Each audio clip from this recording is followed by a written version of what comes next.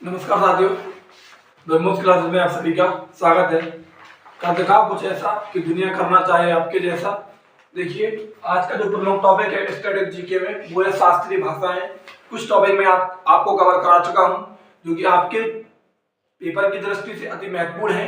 चलिए, तो समय का बहुत ध्यान रखते हुए मैं चाहूँ तो इसी टॉपिक को आध घंटे 1 घंटे भी पढ़ा सकता हूँ। मैं चाहूँ तो इसी टॉपिक को मैं क्या कोई भी टीचर चाहे अपने व्यूज और अपने टाइमिंग के लिए 1-1 घंटे तक एक टॉपिक को पढ़ाते रहते हैं। और ये टॉपिक छोटा सा टॉपिक है, 10-15 मिनट में ये कंप्लीट हो जाएगा, 10 मिनट में भी कंप्लीट हो जाएगा।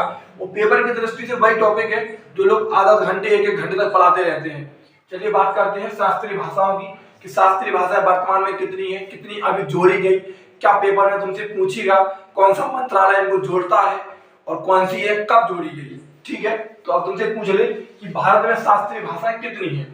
अभी देखिए, मैं आपको दोनों तरीके से क्वेश्चन बता दूं, अभी अपडेट भी नहीं हुआ है और हो भी क्या है। जो कंडीशन है, जैसे शास्त्रीय भाषाओं की संख्या 6 है। कितनी है? अगर तुमसे पूछ ले कि शास्त्रीय भाषाओं की संख्या 6 है, ध्यान रखिएगा।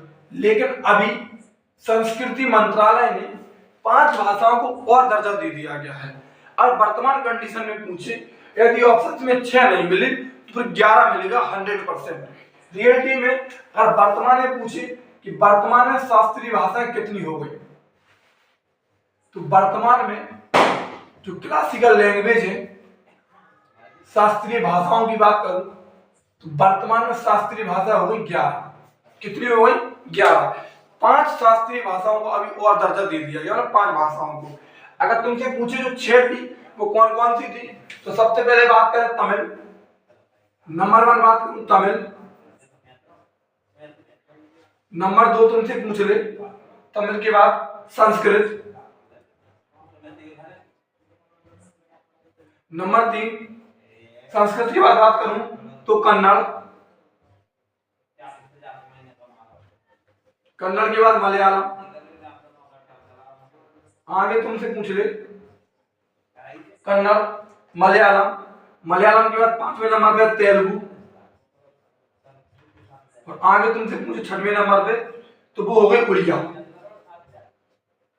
या ओडिसी। ठीक है, ओडिसी लिख लीजिए या उड़िया लिख लीजिए, कुछ भी लिख लीजिए, एक ही बात है। ठीक है, ये वो 6 भाषाएं हैं जो शास्त्रीय भाषाएं पहले थी। अभी 5 भाषाओं को और दर्जा दे दिया गया, तमिल, संस्कृत, कन्नड़, मलयालम, तेलुगु और उड़िया। अब 5 भाषाएं कौन कौन सी हैं जिनको अभी दर्जा दिया गया, तो नंबर 7 करके लिख लीजिए। सबसे पहले नंबर 7 पे मराठी, अभी इसको दर्जा दिया गया। इसके बाद नंबर 8 पाली। नेक्स्ट नंबर 9 प्राकृत। आप सभी को पता होगा कि जो पाली भाषा है वो बौद्ध धर्म की है और जो प्राकृत भाषा है ये जैन धर्म की है। जैन धर्म का सबसे कम होने का रीजन, मुख्य रीजन उसकी भाषा है, क्योंकि अधिकतर इसकी जो भाषा थी वो जैन धर्म के लोगों को समझ में नहीं आती थी, इसलिए अधिकतर लोगों ने जैन धर्म को छोड़ दिया। पहले जैन धर्म और बौद्ध धर्म अच्छी खासी संख्या में प्रचलित थे, लेकिन जैन धर्म की जो भाषा थी प्राकृत वो बहुत टफ थी, तो अधिकतर लोगों को जैन धर्म की भाषा समझ में नहीं आती, तो लोगों ने जैन धर्म छोड़ दिया। और अभी आपने देखा जैन धर्म एक अल्पसंख्यक के रूप में काम कर रहा है, मतलब बहुत कम संख्या में है जैन धर्म। आगे बात करें 10वें नंबर पर तुमसे पूछे तो वो हो गई असमिया। और 11वें नंबर पे हो गई बंगाली। इन 5 भाषाओं को अभी दर्जा दिया गया, कब? 2024 में इनको जोड़ा गया। 2024 में इनको दर्जा दिया गया। इनको लिख लीजिए, 2024 में इनको शास्त्रीय भाषाओं का दर्जा दिया।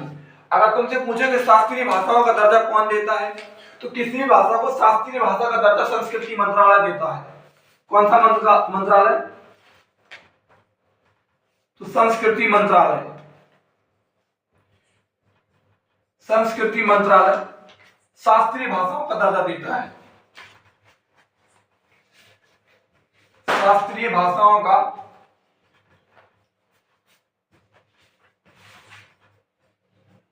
दर्जा देता है, ये भी ध्यान रखिएगा।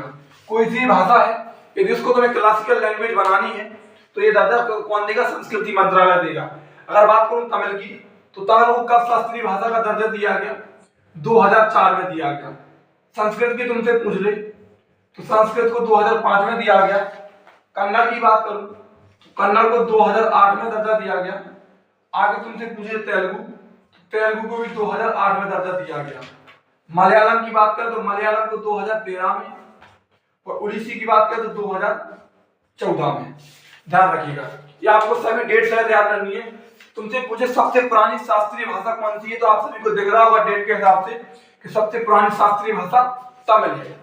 ध्यान रखिएगा, तमिल 2004, संस्कृत 2005, कन्नड़ 2008, मलयालम 2013, तेलुगु 2008 और उड़ीसी 2014।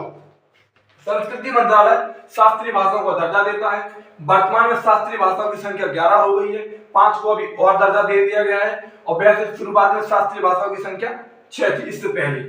आगे बात करें, अगर तुमसे पूछे सबसे पुरानी शास्त्रीय भाषा, यहाँ पर भी आप नोट करके अलग से लिख सकते। तुमसे पूछ ले सबसे पुरानी क्लासिकल लैंग्वेज, सबसे पुरानी की बात करें तो वो हो गई तमिल।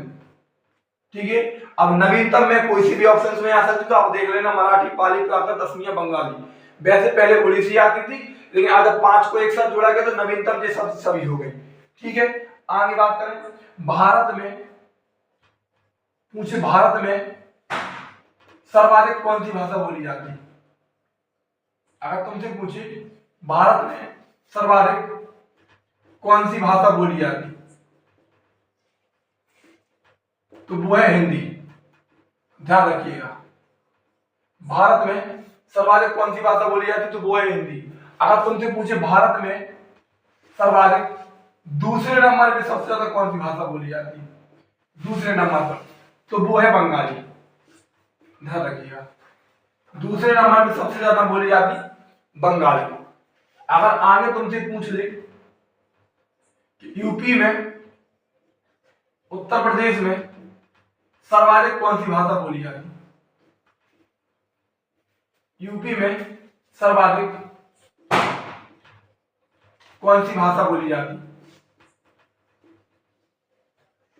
तो वो है आपकी भोजपुरी। ध्यान रखिएगा, हिंदी नहीं लगा देना कोई भी। उत्तर प्रदेश में सबसे ज्यादा भोजपुरी भाषा बोली जाती, ध्यान रखिएगा। यूपी में सबसे ज्यादा भोजपुरी भाषा बोली जाती। अगर तुमसे पूछे विश्व में सबसे ज्यादा कौन सी भाषा बोली जाती, मोस्ट इंपोर्टेंट पॉइंट है, विश्व में सर्वाधिक अंग्रेजी भाषा बोली जाती। कौन सी? अंग्रेजी भाषा बोली जाती। ध्यान रखिएगा। आगे तुमसे पूछे कि मंदारिन भाषा कहाँ बोली जाती है, इंपोर्टेंट पॉइंट है, मंदारिन या मैड्रिन। जो मंदारिन भाषा चीन में बोली जाती, कहाँ की है? मंदारिन भाषा चीन में बोली जाती। ध्यान रखिएगा, ठीक है। आगे नेक्स्ट तुमसे पूछे मंदारिन भाषा सबसे ज्यादा चीन में बोली जाती। नेक्स्ट अगर तुमसे पूछे कि हिंदी को राजभाषा कब बनाया गया, तो 14 सितंबर 1949 को हिंदी को राजभाषा घोषित किया गया। राजभाषा घोषित किया गया। ध्यान रखिएगा, हिंदी हमारी राष्ट्रभाषा नहीं है, राजभाषा है। 14 सितंबर 1949 को हिंदी को राजभाषा घोषित किया गया, इसलिए 14 सितंबर को राष्ट्रीय हिंदी दिवस मनाते हैं। क्या मनाते? राष्ट्रीय हिंदी दिवस। अगर तुमसे पूछे विश्व हिंदी दिवस, तो 10 जनवरी को विश्व हिंदी दिवस मनाते हैं। विश्व हिंदी दिवस कब मनाते? तो 10 जनवरी को मनाते हैं। अगर तुमसे पूछे मातृभाषा दिवस, तो मातृभाषा दिवस ये 21 फरवरी को मनाते हैं। ये भी तीनों पॉइंट याद रखना, 21 फरवरी को मनाते हैं। राष्ट्रीय हिंदी दिवस 14 सितंबर को, विश्व हिंदी दिवस 10 जनवरी को, और मातृभाषा दिवस 21 फरवरी को। ठीक है, 14 सितंबर 1949 को हिंदी को राजभाषा घोषित किया गया। और बात करें पहला विश्व हिंदी सम्मेलन कब हुआ, एक पॉइंट और नोट कर लीजिए। तुमसे पूछे पहला विश्व हिंदी सम्मेलन कब हुआ? जो पहला विश्व हिंदी सम्मेलन हुआ वो तुमसे पूछ ले तो ये 10 जनवरी 1975 को हुआ था। कब हुआ था? 10 जनवरी 1975 को हुआ था। और कहां पर हुआ था? नागपुर महाराष्ट्र में हुआ था। ध्यान रखिएगा, नागपुर महाराष्ट्र में हुआ था। पहला विश्व हिंदी सम्मेलन 10 जनवरी 1975 को नागपुर महाराष्ट्र में हुआ। ध्यान रखिएगा, ठीक है। जो मॉरिशस के प्रधानमंत्री थे शिव सागर राम गुलाम ने इसमें भाग लिया था। कहा कि मॉरिशस के प्रधानमंत्री उस समय मॉरिशस के पीएम थे शिव सागर राम गुलाम, इन्होंने भाग लिया था सम्मेलन में। पूछ ले पहले विश्व हिंदी सम्मेलन के मुख्य अतिथि कौन थे? तो मॉरिशस के प्रधानमंत्री शिव सागर राम गुलाम थे। ध्यान रखिएगा, इतनी जानकारी आपको इस टॉपिक में याद रखनी है। टोटल जानकारी है, मोस्ट इंपोर्टेंट कंटेंट है, जितना पेपर की दृष्टि से महत्वपूर्ण है वो मैंने आपको बता दिया। एक बार मैं रिवीजन करा देता हूँ। शास्त्रीय भाषाओं की बात करूं तो वर्तमान में शास्त्रीय भाषाओं की संख्या 11 है, वैसे 6 थी। सबसे पुरानी शास्त्रीय भाषा तमिल है जिसको 2004 में जोड़ा गया, संस्कृत 2005, कन्नड़ की बात करें 2008 और तेलुगु भी 2008, मलयालम 2013, उड़ीसी 2014। संस्कृति मंत्रालय शास्त्रीय भाषाओं का दर्जा देता है। यदि किसी भी भाषा को शास्त्रीय भाषा बनाना है तो वो संस्कृति मंत्रालय तय करेगा कि कौन सी भाषा को शास्त्रीय भाषा बनाना है। मराठी, पाली, प्राकृत, असमिया, बंगाली ये सभी 2024 में जोड़ी गई, इसलिए वर्तमान में संख्या 11 हो गई। अपडेट नहीं हुआ होगा वो बात अलग है, आप देख लेना, लेकिन ये बिल्कुल करंट कंटेंट है क्योंकि मैं हमेशा प्रीवियस ईयर देखो और अपडेट कंटेंट पढ़ाता हूँ। ठीक है, आगे बात करें। सबसे पुरानी भाषा तो तमिल है। भारत में सर्वाधिक बोली जाने वाली भाषा हिंदी है। दूसरे नंबर पर सबसे ज्यादा भारत में बंगाली बोली जाती है।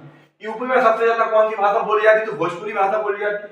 विश्व में सबसे ज्यादा हिंदी भाषा अंग्रेजी भाषा बोली जाती है। मंदारिन भाषा पूछे कहाँ की? तो चीन की है। 14 सितंबर 1949 को हिंदी को राजभाषा घोषित किया गया। राष्ट्रभाषा इस देश की नहीं है, ये बड़ी दुर्भाग्य की बात है, लेकिन फिर भी क्या करें कि 14 सितंबर 1949 को हिंदी को राजभाषा घोषित किया गया। राष्ट्रीय हिंदी दिवस 14 सितंबर को मनाते हैं। विश्व हिंदी दिवस की बात करूं तो 10 जनवरी को मनाते हैं। मातृभाषा दिवस की बात करूं तो 21 फरवरी को मनाते हैं। और पहला विश्व हिंदी सम्मेलन 10 जनवरी 1975 को हुआ नागपुर महाराष्ट्र में, जिसके मुख्य अतिथि रहे मॉरिशस के प्रधानमंत्री शिव सागर राम गुलाम, जिन्होंने भाग लिया था। तो मुख्य अतिथि कहलाएंगे पहले विश्व हिंदी सम्मेलन के। ये आज का कंटेंट था, ये पूरा टॉपिक है क्योंकि मैंने आपको कवर करा दिया। यदि वीडियो अच्छी लगी है, जो भी दोस्त आपकी तैयारी कर रहे हैं उन तक जरूर शेयर करें और चैनल को सब्सक्राइब करें। धन्यवाद।